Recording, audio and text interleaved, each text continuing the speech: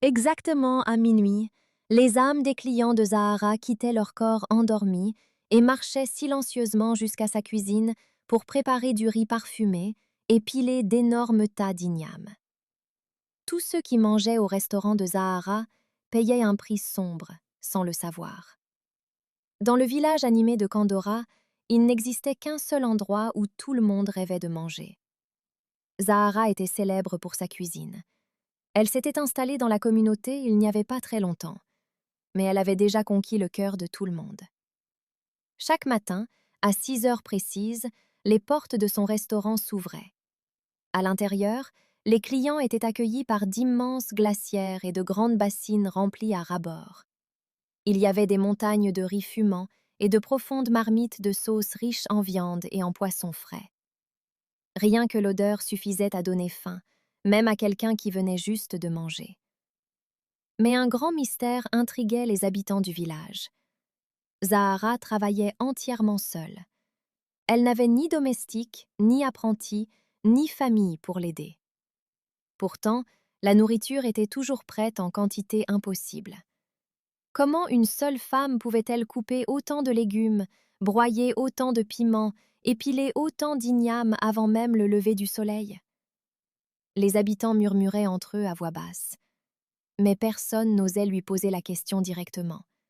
Sa cuisine était trop délicieuse pour être remise en doute. En réalité, sa nourriture était devenue tellement irrésistible qu'elle commençait à créer des problèmes dans les foyers du village. Des hommes mariés refusaient désormais de manger les repas préparés par leurs épouses.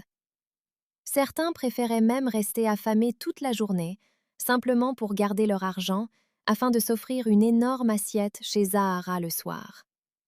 Son restaurant était toujours plein, et ses poches étaient toujours pleines. Mais bientôt, une étrange ombre commença à planer sur le village de Kandora. Les personnes qui mangeaient régulièrement chez Zahara commencèrent à ressentir quelque chose de très inquiétant. Un homme pouvait manger un repas copieux chez elle, rentrer chez lui, s'endormir profondément dans son lit, puis se réveiller le lendemain matin complètement épuisé. Ses articulations lui faisaient moins mal. Son dos semblait brisé. Ses bras devenaient lourds, comme s'il avait travaillé toute la nuit. Mais ils ignorèrent la terrible vérité. Zahara ne faisait pas que les nourrir, elle les utilisait. Lorsque l'horloge sonnait minuit, Zahara se levait dans sa cuisine. Elle sortait un mouchoir rouge. Elle le faisait tourner 3 fois dans l'air. Puis elle frappait 3 fois dans ses mains. Et alors, les âmes de ses clients glissaient silencieusement hors de leurs corps endormis.